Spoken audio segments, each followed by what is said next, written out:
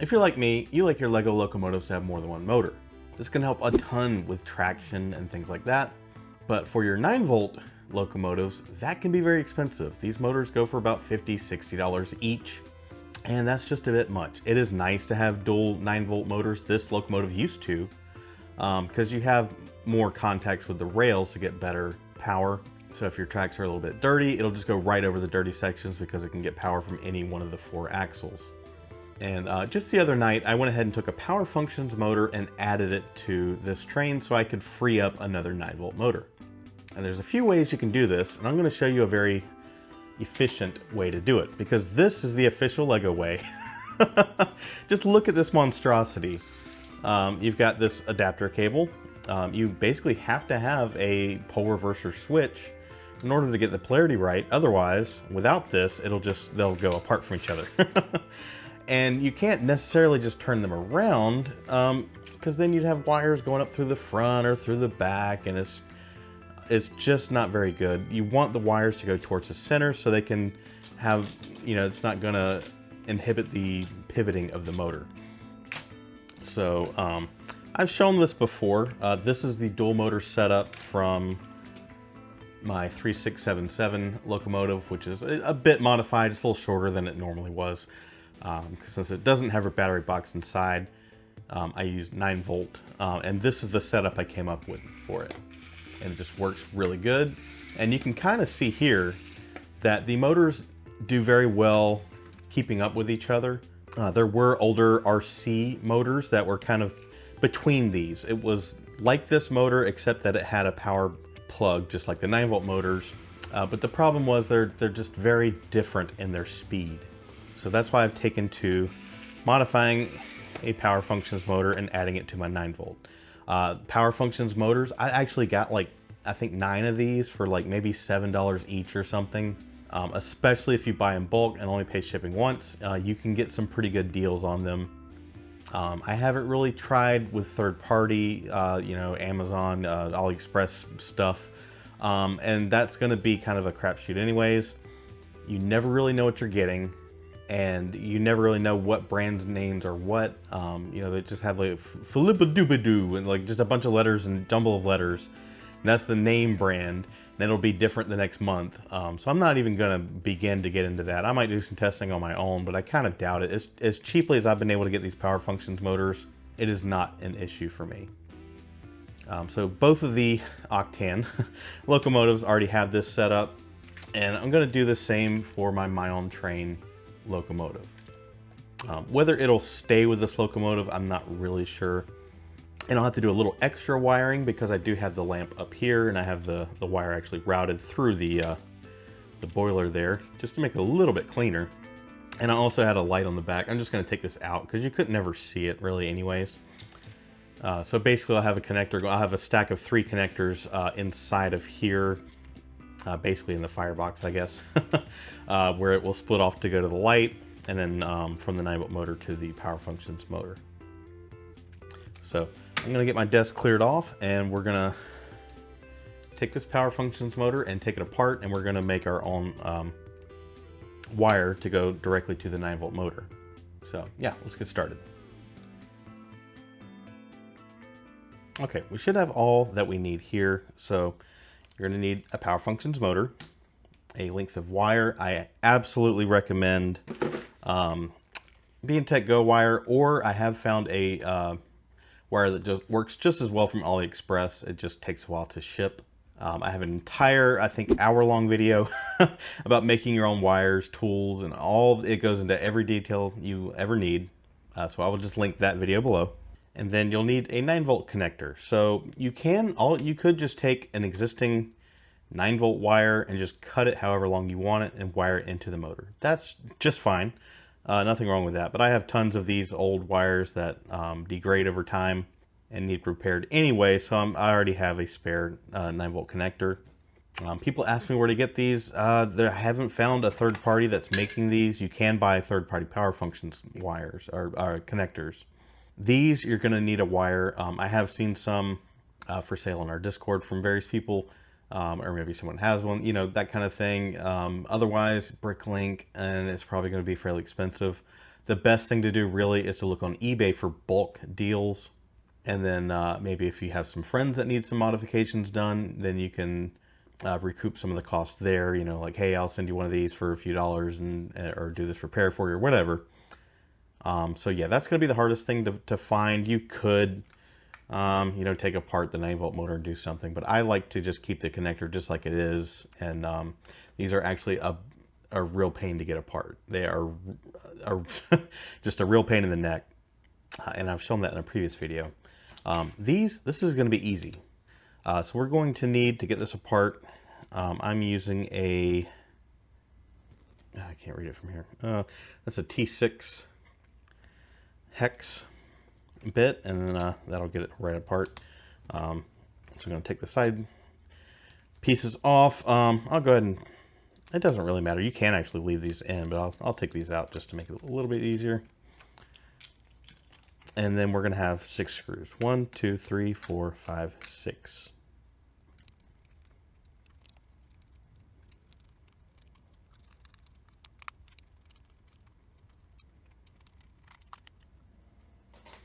Okay, and then this just comes right off. God, I wish the 9-volt motors were like that. So let's see, let me go ahead and turn this around. So the side that the wires come out on, we're going to go ahead and take the orange axle out. And then we're going to have to take this gear out. It's much easier with a pair of pliers. You just pull it right out like this.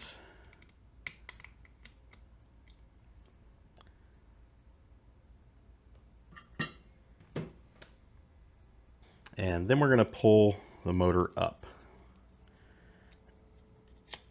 Just like that. And try not to pull too hard on all this.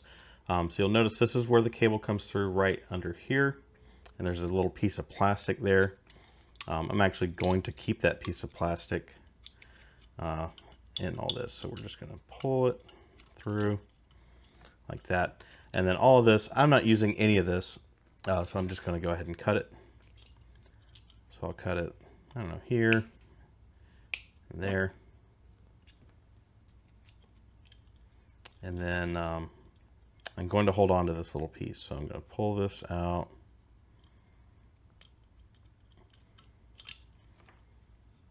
And kind of push them through and then pull it through.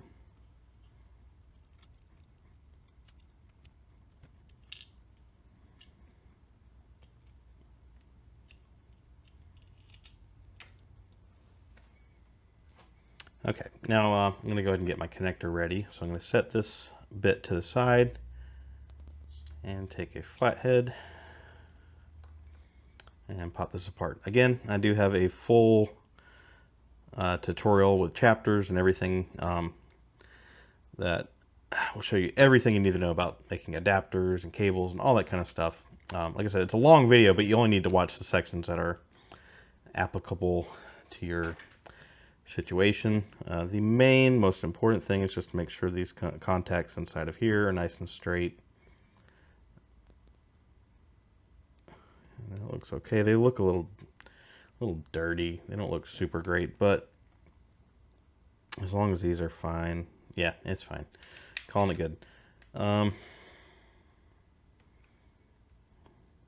Let's get this in here.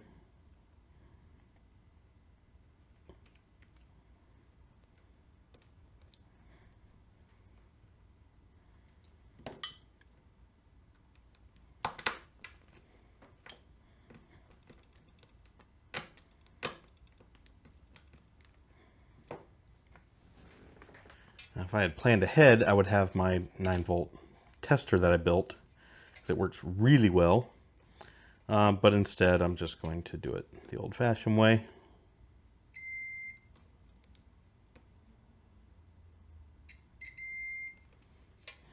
And then make sure we don't have a short. Okay.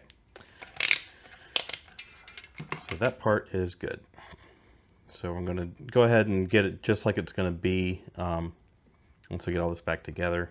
That is a mistake I made with the very first one I made. I did it backwards and had to flip the connector over. But this is how I want it to go. And this piece, yeah, it goes just like that. So I'm going to go up through it. This is kind of a strain relief, so if you pull on the cable, it's not going to rip it out of these solder joints or anything like that. And you need a good bit of slack through here. Right through there.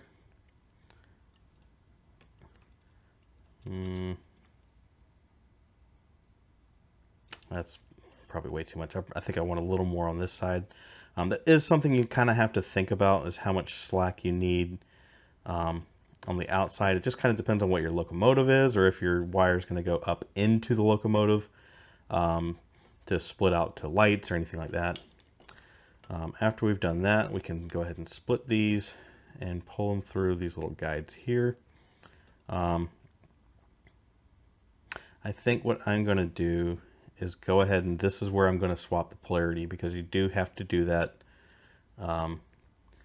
if you're doing it exactly the way I'm doing it. So I'm just going to split it there, and then that will make sure the polarity is correct. Otherwise, the motors will go apart from each other, and we don't want that. Okay, so you got this little tab. How does this... I do this a little different. There we go. The tab goes under in there, and then push that down. Let's get the soldering iron heated up. Yeah, it's still a little wet. And while we're waiting on that, I'm going to go ahead and try to pull this heat shrink off. How did I do this last time? I think if I cut it there, just like that. All right. I'm just going to heat up the solder just enough to pull this out. Come on. Don't make a liar out of me. There we go. All right. And then this side, I am going to keep that little component in there. I'm not sure what that is exactly. I'm sure it's some kind of protection for the motor or something. Okay, so that's what your little piece of heat shrink was for. I'm not going to worry about heat shrink on this side. Wire strippers. If I had thought about it, I would have done this earlier, but oh well. Better late than never. And you don't really need a whole lot.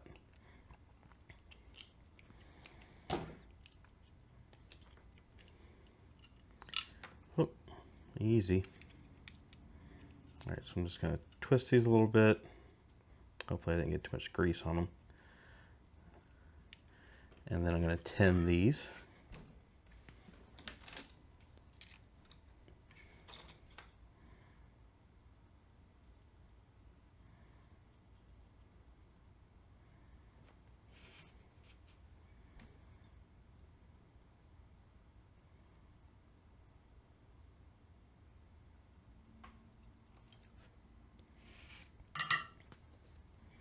All right. Where did I put the little piece of heat shrink? There it is. This is probably way too long.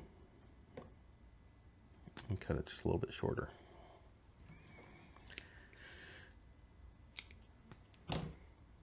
Okay, so this is going to go on this wire.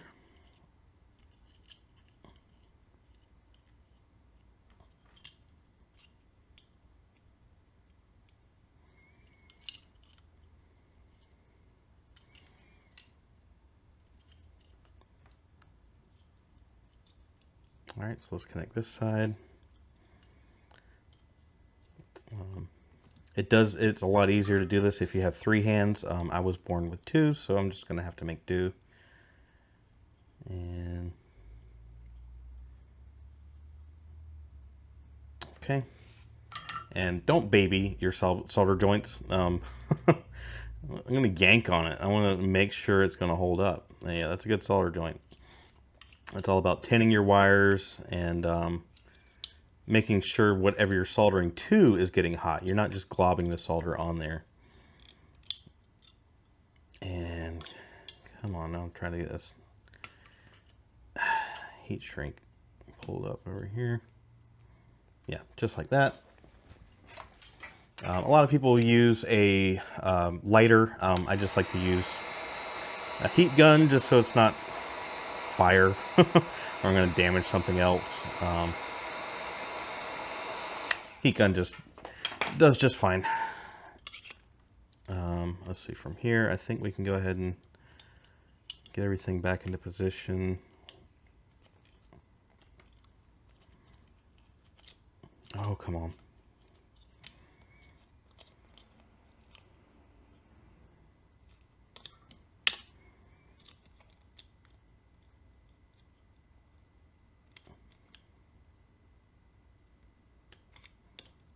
Yeah, I'm trying to get that little clip underneath. There we go. Okay, so we're just about done here. We've kind of gotten the harder parts out of the way. That needs to slide over. Yep, just like that. You can see our wire's already just about ready to get in there. I'll probably hold it in place with a pair of pliers. Actually, I'm going to add a little bit of solder to the motor side because God knows how old that solder is. Okay.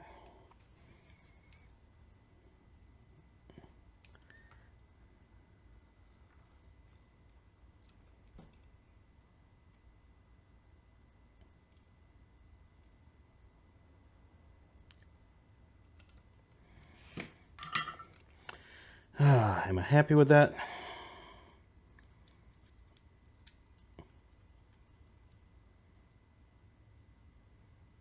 I think it's fine. It's not going anywhere. All right, so get that back in there.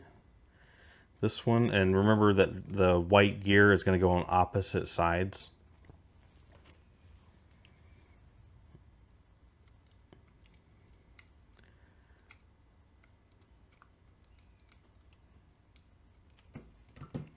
Like that, and like that. And you can kind of roll them together, make sure everything rolls freely and that they're going in the same direction.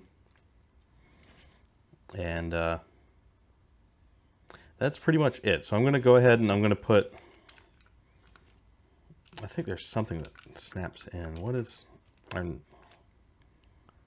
unless that's getting in the way. Try to flip it around. See, it's just not coming together here.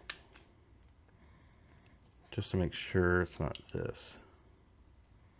Just make sure that none of the wires are touching the metal here. And this is all the way down, yeah. I don't know.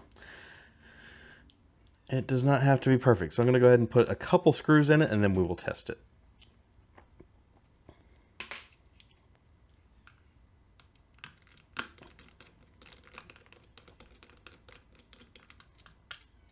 What is going on here?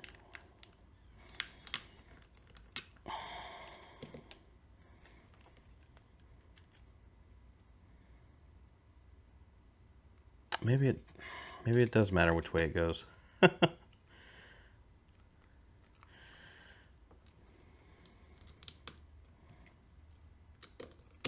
that feels a lot better.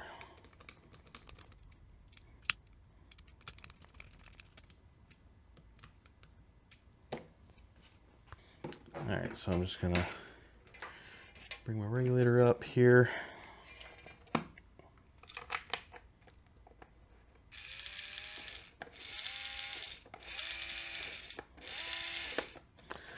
Good enough for me.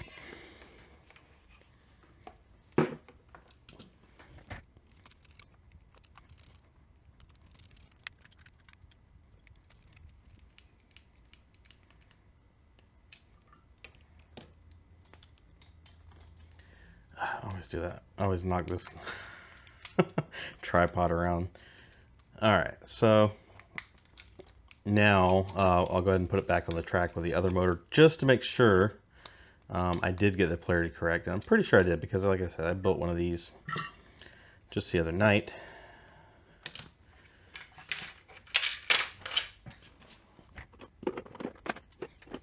Okay.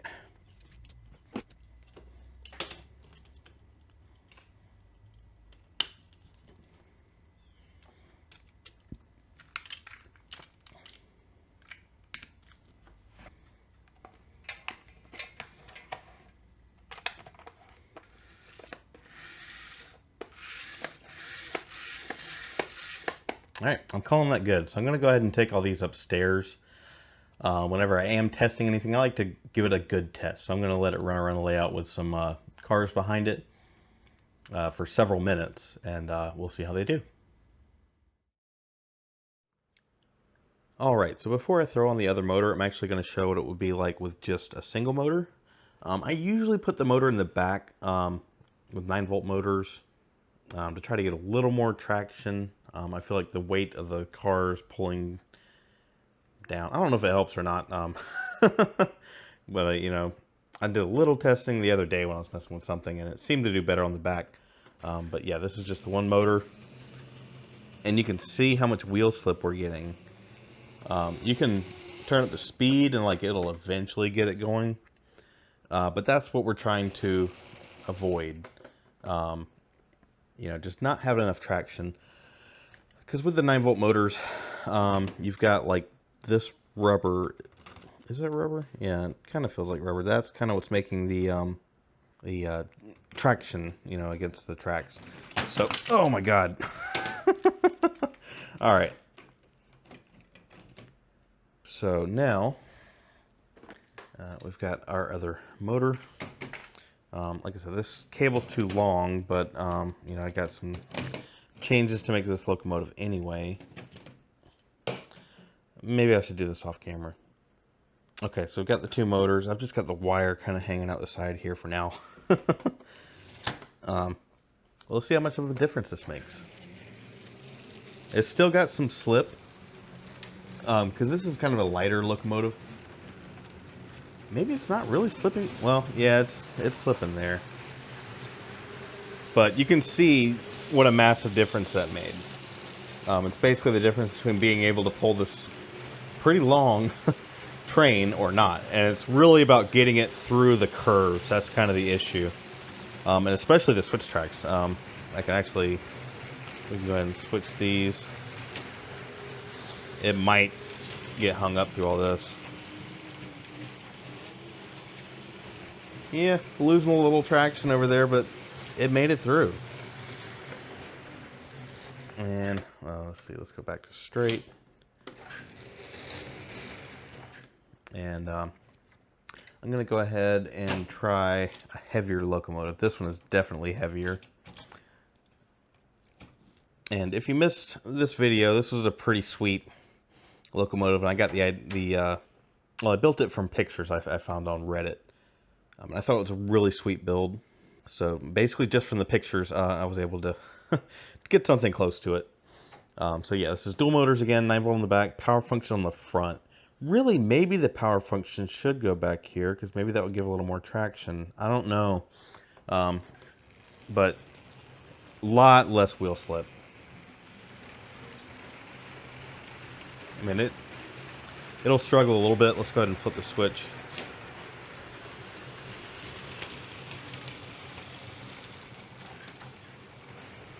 It's getting slowed down, but it's not really experiencing any wheel slip.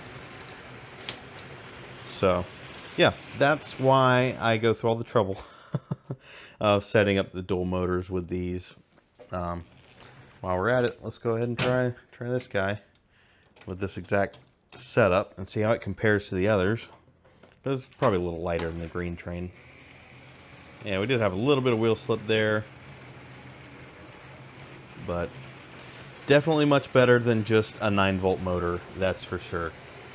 If you really want to see how bad it can get. I'm sorry, little buddy. It wants to pull it. It thinks it can. Oh, poor little guy. It's all right, bud. We'll give him a little help from his big brother. Yeah. Beautiful.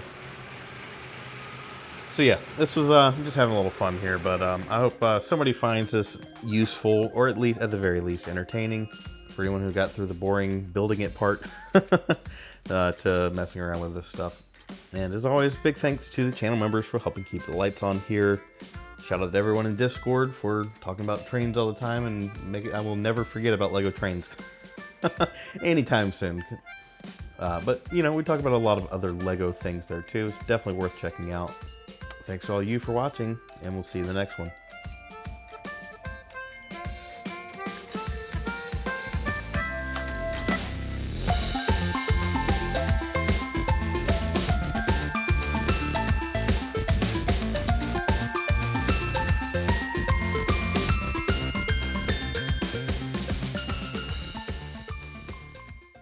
If you're like me, you like your Lego locomotives to have dual motors. If you're like me, if you're like me, you might want to have a 9-volt locomotive with dual motors without having to use two 9-volt motors, because if you're like me, you're not made of money. God, what am I trying to say here?